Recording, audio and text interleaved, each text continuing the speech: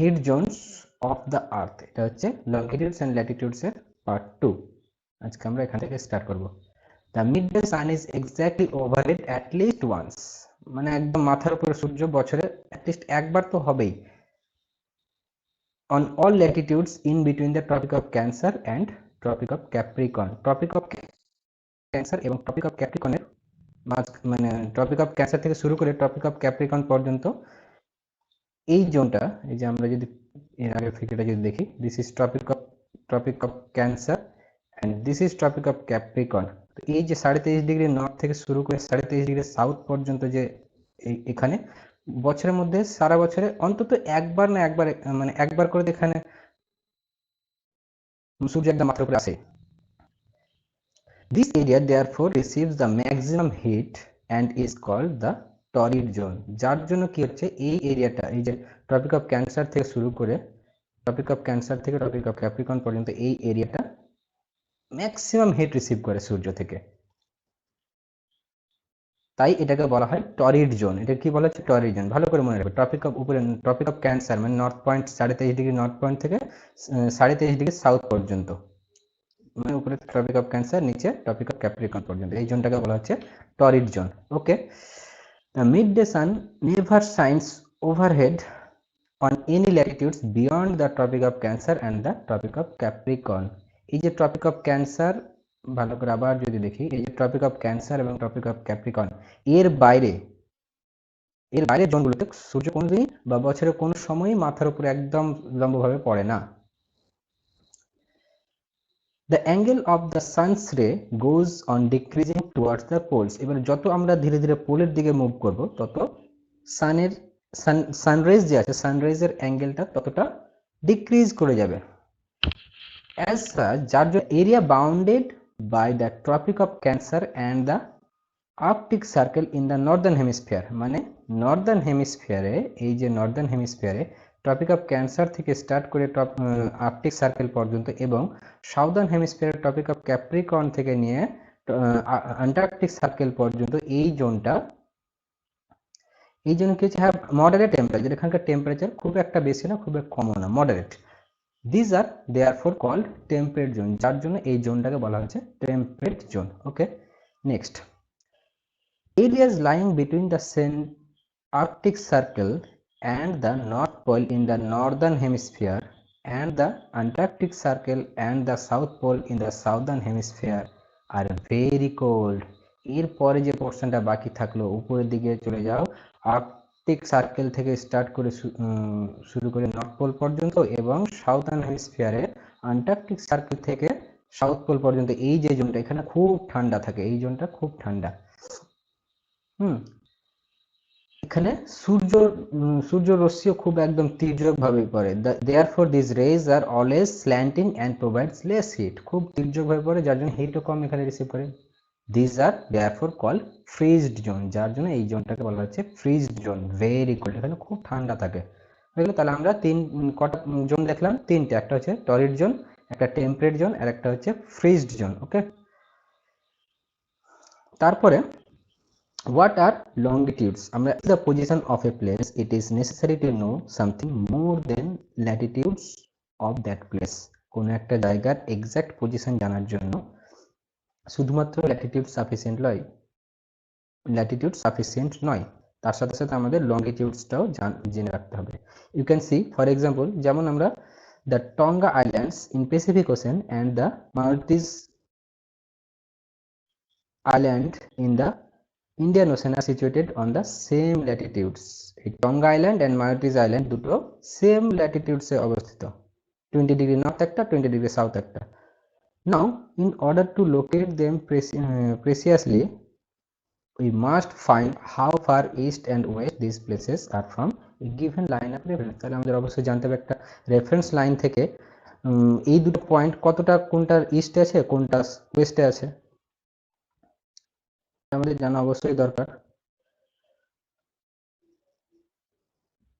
These lines of reference are called the meridians of latitudes। এই যে line, reference লাইনটা আমরা যেটাকে ধরবো, সেই লাইনটাকে বলা হবে meridians of longitudes. Okay, and the distance between them are measured in degree of longitudes। আর এই যে ডিস্টেন্স, প্রত্যেকটা যে রেফারেন্স লাইন থেকে যে ডিস্টেন্স গুলো সেটাকে আমরা বলবো ডিগ্রিজ অফ লংগিটিউডস, এইভাবে মেজার করব। Each degree is further divided into minutes and minutes into seconds, প্রত্যেকটা ডিগ্রিকে আবার মিনিটে ডিভাইড করবো এবং মিনিটগুলোকে আবার সেকেন্ডও ডিভাইড করবো। ওকে, they are semicircle and distance between them decreases steadily polewards until it becomes zero at the poles where all the meridians meet। যে এই যে লংগিটিউডস গুলো, এই লংগিটিউডস গুলো বলছে সেমি সার্কেল, এগুলো ফুল সার্কেল না। আমরা এর আগে ল্যাটিটিউডস গুলো দেখলাম, ল্যাটিটিউডস গুলো ছিল ফুল সার্কেল, কিন্তু লংগিটিউডস গুলো ফুল সার্কেল না, they are semicircle and distance between them decreases steadily polewards, যত আমরা পোলের দিকে যাব এদের একে অপরের সাথে ডিস্টেন্স কমতে থাকবে আনটিল ইট বিকামস জিরো, এবং নর্থ পোলে গিয়ে, এবং দুটো নর্থ পোল এবং সাউথ পোলে গিয়ে এরা পরস্পরের সাথে মিলিত হয়। Unlike parallels of latitudes, all meridians are of equal length।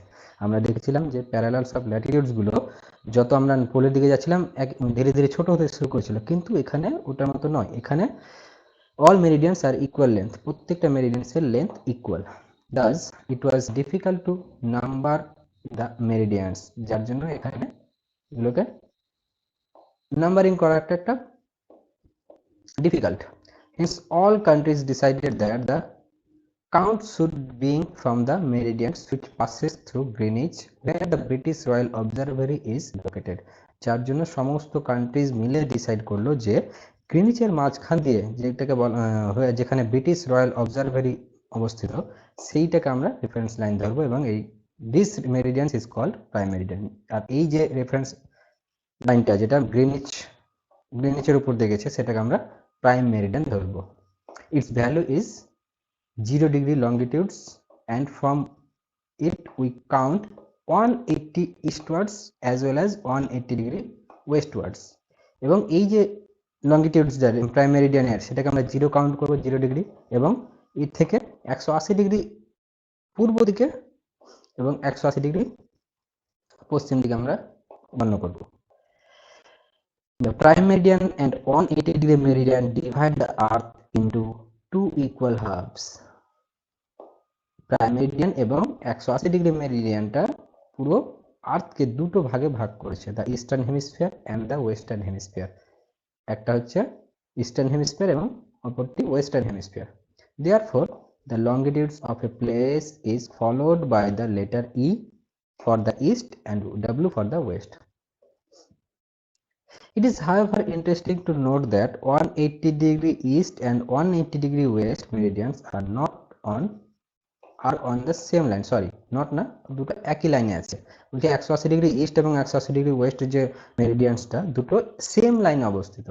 নাও এখানে একটা এক্সাম্পল দেওয়া আছে কিভাবে আমরা এই করি, ঠিক আছে?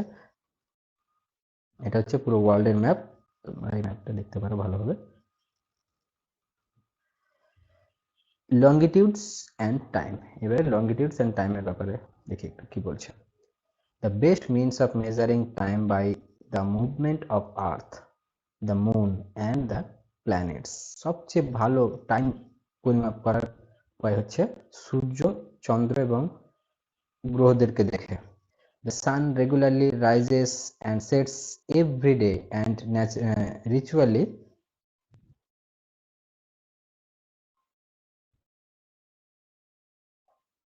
the sun regularly rises and sets every day and naturally it is the best timekeeper throughout the world। এটা হচ্ছে সবচেয়ে ভালো টাইম দেওয়ার মাধ্যম।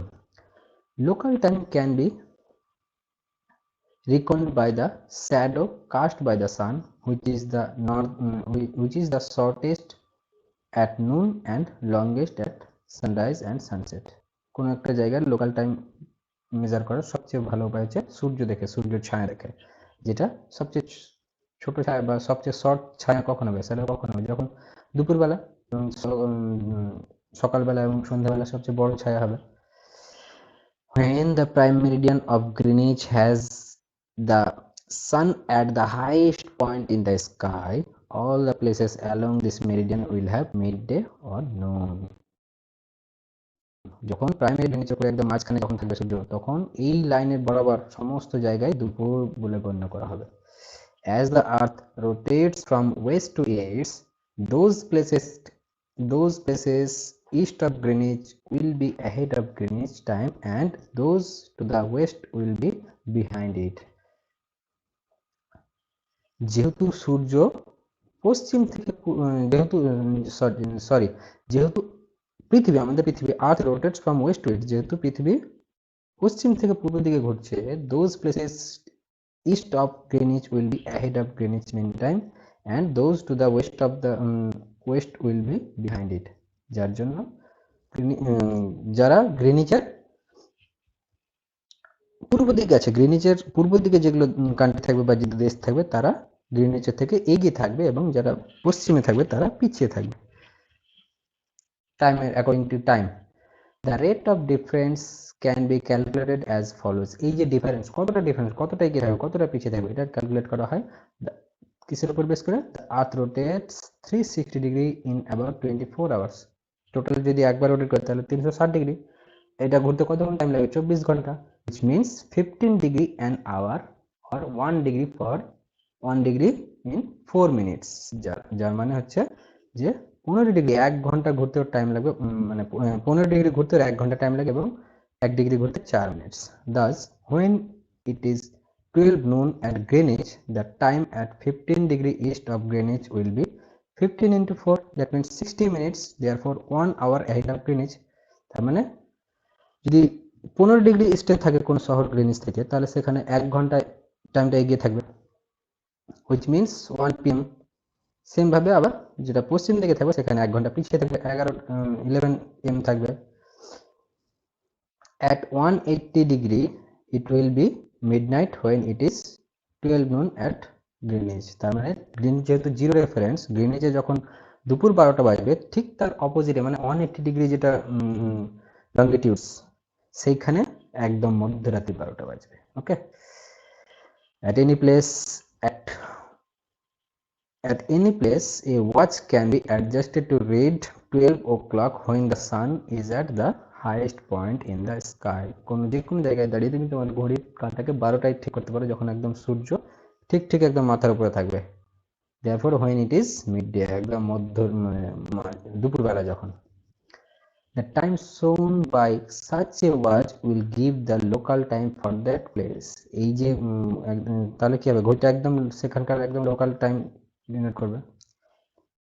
You can see that all the places on a given meridian of longitudes have the same local time। একটা নির্দিষ্ট লঙ্গিটিউডস এর উপরে যতগুলো এরিয়া থাকবে, যতগুলো জায়গা থাকবে, সমস্ত জায়গায় কিন্তু টাইম সেম থাকবে। Why do we have standard time? আমাদের একটা কোনো স্ট্যান্ডার্ড টাইম থাকা প্রয়োজন কেন? The local time of places which are on different meridians are about to differ. For example, it will be difficult to prepare a timetable for trains which crosses several longitudes। কিছু country আছে, কিছু দেশ আছে যেগুলো লঙ্গিটিউডস এর বেসে অনেকটা বড়, তো সেখানে কি অনেকগুলো লঙ্গিটিউডস ওর মাঝখান দিয়ে গেছে, দেশটাকে ক্রস করেছে। যেমন আমাদের ইন্ডিয়ার ক্ষেত্রে বলা যেতে পারে, in India for instance there will be a difference of about 1 hour and 45 minutes in the local times of Dwarka in Gujarat and Dibrugarh in Assam.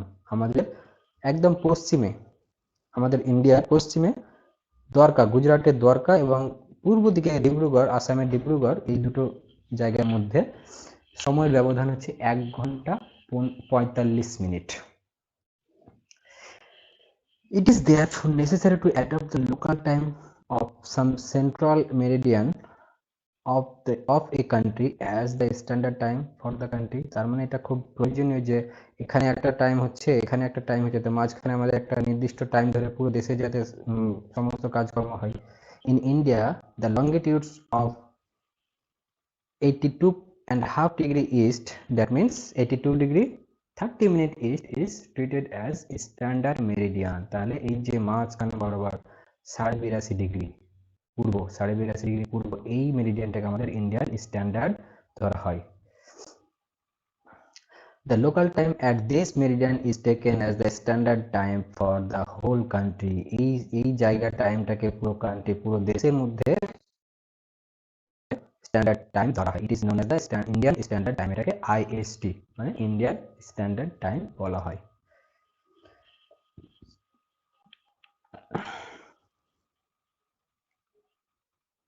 Kabir lives in a small town near Bhopal. Kabir বলে একজন, ও ভোপালে থাকে। He tells his friend Alok that they will not be able to sleep tonight, তারা আজকে রাত্রে ঘুমোতে পারবে না। A day and night cricket match between India and England had started at 2 PM। একটা পুরো দিন রাতের ম্যাচ শুরু হয়েছে, ক্রিকেট খেলা যেটা লন্ডনে দুপুর 2টোতে শুরু হবে। This means that the match would begin at 7:30 PM in India. তার মানে লন্ডনে শুরু হচ্ছে 2টোতে, কিন্তু আমাদের ইন্ডিয়াতে হবে 7:30 সন্ধ্যাবেলা। and finish well into the night, কিন্তু এটা শেষ হবে একদম রাতে। Do you know that is the time difference between India and England? তাহলে ইন্ডিয়া আর ইংল্যান্ডের মধ্যে টাইম ডিফারেন্স কত? India located east of Greenwich at 80°30' east is 5 hours and 30 minutes ahead of GMT Greenwich mean time. তার মানে India 5 ঘন্টা 30 minute এগিয়ে আছে। কার থেকে? গ্রিনিচ থেকে এগিয়ে আছে, কিন্তু যেহেতু ইন্ডিয়া গ্রিনিচ থেকে ইস্টে অবস্থিত, so it will be 7:30 PM in India when it is 2 PM noon in London। তার মানে খেলাটা শুরু হচ্ছে লন্ডনে 2টোর দিকে 2 PM এ, কিন্তু আমরা ইন্ডিয়াতে সেটা যেহেতু 5 ঘন্টা 30 মিনিট ডিফারেন্স হয়েছে টাইমের, আমরা এখানে 7:30টার সময় দেখতে পারবো সন্ধ্যাবেলা।